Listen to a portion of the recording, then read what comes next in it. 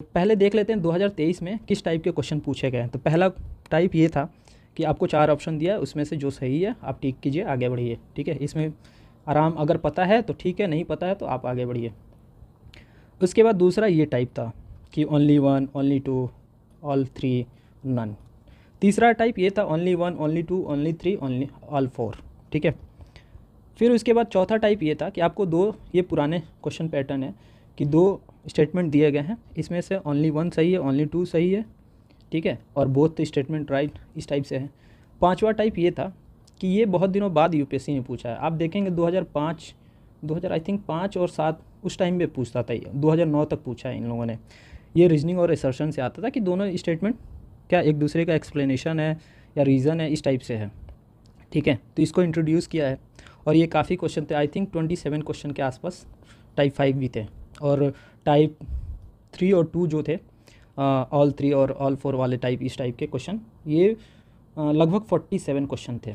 ठीक है, तो अब चलते हैं हमें कि हमें क्वेश्चन रिक्वायरमेंट के लिए क्या क्या, तो बेसिक नॉलेज कॉन्सेप्ट आपको पता ही होना चाहिए। आपको आप बिना बेसिक बुक पढ़े क्वेश्चन सॉल्व नहीं कर पाएंगे, कितना भी आप कॉमन सेंस लगा ले, एलिमिनेशन मेथड लगा ले, तो ये ज़्यादा आपका काम नहीं करेगा। उसके बाद हमें क्या करना है, एलिमिनेशन मेथड लगाना है। उसके बाद राइट रॉन्ग की प्रोबेबिलिटी गेस करनी कि हाँ इस टाइप के क्वेश्चन में ऐसा ऑप्शन सही होता है, इस टाइप के क्वेश्चन में ऑप्शन डी सही होता है। ठीक है, और कुछ कॉमन सेंस के क्वेश्चन होते हैं कि आपको उनकी मीनिंग पता है तो उस मीनिंग से, इटोमोलॉजी से आप उसे भी गेस कर सकते हैं। ठीक है, अब यहाँ पे हम एलिमिनेशन की बात करेंगे। तो सबसे पहले हम क्या करेंगे कि कौन सा क्वेश्चन हमें अटेम्प्ट करना है, कौन सा क्वेश्चन अटेम्प्ट नहीं करना है। तो हमें उन क्वेश्चनों को अटेम्प्ट करना है जिनका एक भी ऑप्शन हम एलिमिनेट कर पाएँ। अगर हम कोई भी क्वेश्चन वो क्वेश्चन का अगर ऑप्शन एलिमिनेट नहीं कर पा रहे हैं, हमें उस क्वेश्चन का कोई क्लू नहीं मिल रहा है, तो वो हम अटेम्प्ट ही नहीं करेंगे। हम नेगेटिव मार्क्स अफोर्ड नहीं कर सकते। ठीक है, ना हमारा कोई कॉमन सेंस लग रहा है, ना कोई वर्ड यूज़ हो रहा है, तो उस क्वेश्चन को हमें अटेम्प्ट नहीं करना है, लीव कर देना है। तो कम से कम हमें एक ऑप्शन एलिमिनेट करना ही करना है।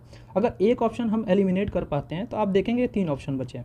अगर हमारा 33% भी चांसेस बढ़ जाते हैं राइट होने के, 33% चांस, मान लीजिए कि अगर 3 में से अगर हम 2 रॉन्ग करते हैं और 1 राइट करते हैं, ठीक है, तो यहाँ से आप देखेंगे आपको एक राइट के 2 नंबर मिल गए, रॉन्ग के 0.67 इंटू 2 कर लीजिए, तो यहाँ से -1.33 हो गया।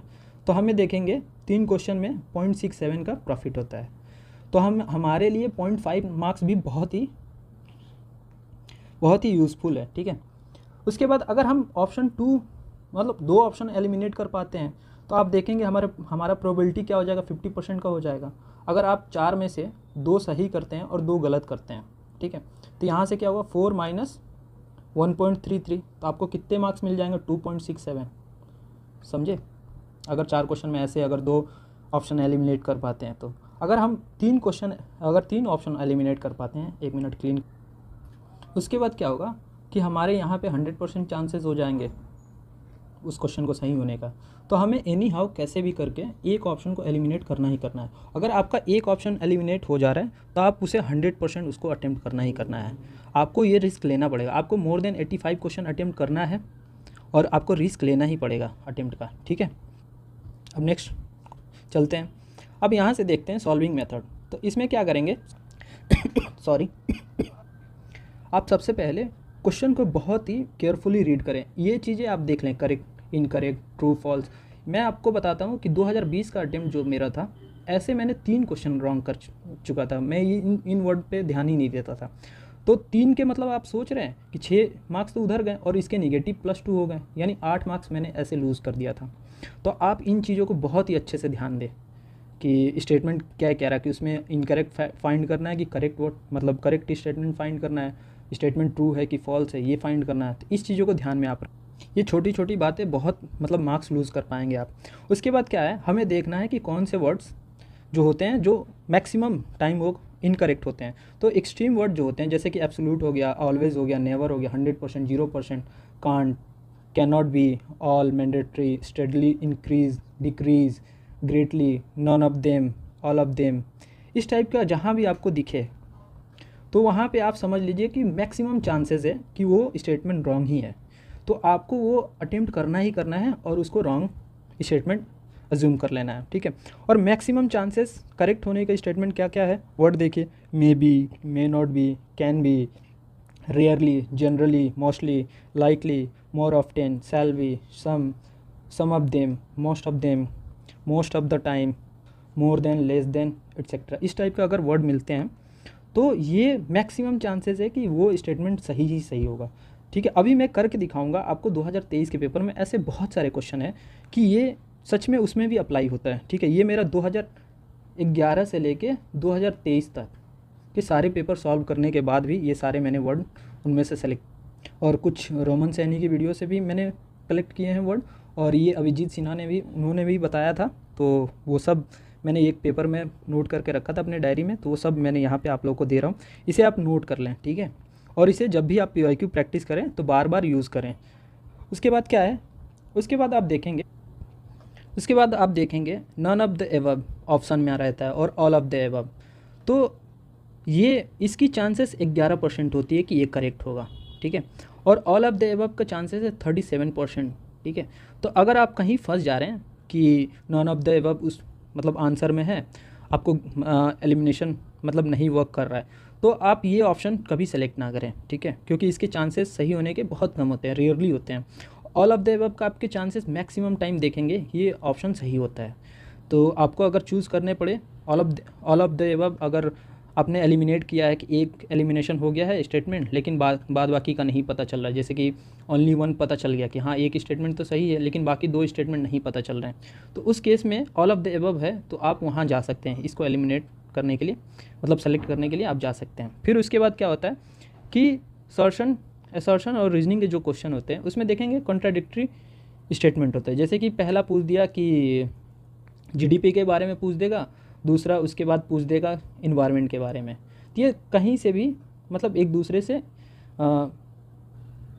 दूसरे के एक्सप्लेनेशन नहीं हो सकते हैं, तो इसमें आप ध्यान रखें, ठीक है। तो इससे भी आप ऑप्शन एलिमिनेट कर सकते हैं। उसके बाद आप कॉमन सेंस, जैसे कि आपको उस वर्ड का मीनिंग पता है तो वहाँ से भी आप इजीली गेस कर सकते हैं कि हाँ ये सही है। अब 2023 के पेपर में आप देखें पता नहीं क्या हुआ था मुझे, मैंने क्या किया था ना कि मेरे जो क्वेश्चन बच गए थे, मैंने जो ओनली 1, ओनली 2, ओनली 3 करके जितने भी थे, तो मैंने कहा कि चलो इनमें से अगर मान लो कि एक ऑप्शन 2 ऑप्शन सही होंगे और एक गलत भी हो जाएगा, तो मैंने 5-6 क्वेश्चन में क्या किया था, ओनली 2 मैंने टिक कर लिया था। तो मैंने जब आंसर शीट मैच कराया तो मेरे 3 क्वेश्चन सही हो गए थे और 2 क्वेश्चन रॉन्ग हुए थे। इसका भी मैंने यूज़ बताऊँगा, जैसे कि आप देखेंगे 2023 के पेपर में, ठीक है, तो टोटल 47 क्वेश्चन इस टाइप के पूछे गए हैं, और 47 में आप देखेंगे 18 क्वेश्चन में ऑप्शन बी सही है, ओनली 2, ठीक है। और उसके बाद आप सोच लीजिए कि बी, सी, ए, सी और डी ये ऑप्शन सही है, तो कितने ये बच गए, 29 होते हैं। आप यहाँ पे कैलकुलेट कीजिए, मैथमेटिकल कैलकुलेशन, 18 × 2 माइनस 29 × 0.67, आप इसको कैलकुलेशन कीजिए, तो यहाँ पे आपको 36 हो गए और ये हो गए नियरली आपका 19 नंबर के आसपास, तो -19 करेंगे, 1 मिनट फ्रेश, तो आप यहाँ देखेंगे आपको 17 मार्क्स का यहाँ पे एज मिल जाएगा, अगर सिर्फ और सिर्फ ओनली 2 आप सेलेक्ट करेंगे 47 क्वेश्चन में, ठीक है। तो ये मेरी प्रोबेबिलिटी है गेस करने की, ठीक है। तो आप वहाँ पे देख लें, अगर आपको यूज़ करना है तो ये यूज़ कर सकते हैं, ओनली 2 ऑप्शन चूज़ कर सकते हैं। अगर आपके पास ऑप्शन नहीं है तो आप जा ही सकते हैं कि यहाँ पे भी आप देखेंगे मैक्सिमम मार्क्स आप गेन कर सकते हैं, ठीक है। तो अब चलते हैं, देखते हैं क्या हमारा कीवर्ड काम करता है। तो पहला हम देखेंगे कि इनकरेक्ट स्टेटमेंट, यहाँ पे देखें, यहाँ पे लिखा है दूसरा statement, carbon fibre once use can not be recycle, can not be, यहाँ पे आया, यहाँ पे कैन नॉट बी आ गया, ठीक है। तो ये हमारा ऑप्शन हम एलिमिनेट कर सकते हैं, तो हमारा यहाँ ओनली 1 मार्क है, आगे बढ़ सकते हैं, ठीक है। अब यहाँ पे देखेंगे, फिर से अगला क्वेश्चन देखें, यहाँ पे एक क्वेश्चन में दिया है कि none of them use sea water, none of them यहाँ भी यूज़ किया, नन ऑफ देम यहाँ भी यूज़ किया है, ठीक है। तो ये तीनों ऑप्शन रॉन्ग है, आपको पता है ये तीनों, इसका आंसर नन है, तो यहाँ भी वर्क कर रहा है हमारा कीवर्ड, ठीक है। उसके बाद हम देखते हैं कौन सा क्वेश्चन मतलब करेक्ट होता है कि नहीं होता है। तो आपको मैंने अभी कीवर्ड बताया था, उसमें एक सम भी था, तो यहाँ पे देखें चारों में सम यूज़ किया है, तो ये देखेंगे चारों सही है, ठीक है। ये मैं बोल रहा हूँ कि कंफर्म सही होगा कि नहीं होगा ये मैं नहीं बोला हूँ, लेकिन मैं ये बोल रहा हूँ कि कंफर्म सही होने की प्रोबेबिलिटी इसकी ज़्यादा है। फिर अगला क्वेश्चन यहाँ पे देखें, यहाँ भी सम यूज़ किया है, ठीक है, इन्वायरमेंट के क्वेश्चन, तो यहाँ भी देखेंगे ये तीनों ऑप्शन सही है। फिर यहाँ पे आते हैं हम, यहाँ पे लिखा हुआ है कि कैन बी वर्ड भी हमने यूज़ किया था उसमें से, तो यहाँ भी देखेंगे ये तीनों सही है, ठीक है। फिर उसके बाद आते हैं स्तूपा में भी देखेंगे, यहाँ पे एक जनरली वर्ड यूज़ किया है, तो ये भी हमारा स्टेटमेंट सही निकल जाता है यहाँ से, अगर हमें गेस करना है तो ये भी हमारा सही हो गया। फिर हम देखते हैं ओनली 2 ऑप्शन की मैंने जो बात की थी, अब यहाँ पे देखें कि यहाँ पे अगर आपको कोई क्लू नहीं मिल रहा है तो आप ओनली 2 ऑप्शन सेलेक्ट कर ले जाएँ, तो यहाँ से भी निकल जाएगा।